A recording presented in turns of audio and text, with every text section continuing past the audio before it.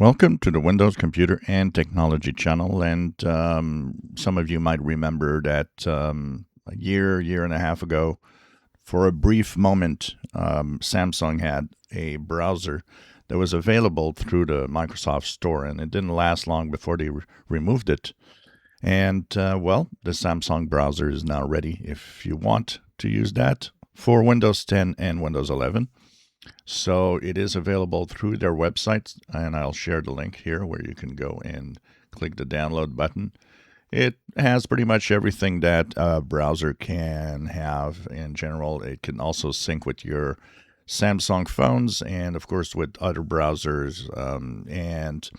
It has an integrated ad blocker. It has all sorts of things in it if you want to try it. So this is going to be the link that I'm going to share so you can go and check it out if you wish.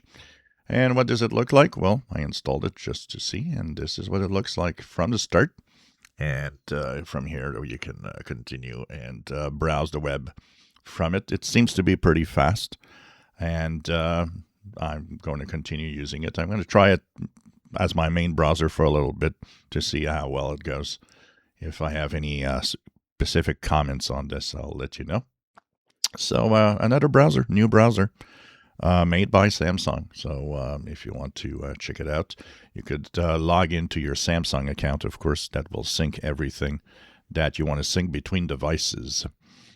If you enjoy my videos, please subscribe, give us thumbs up. Thank you for watching.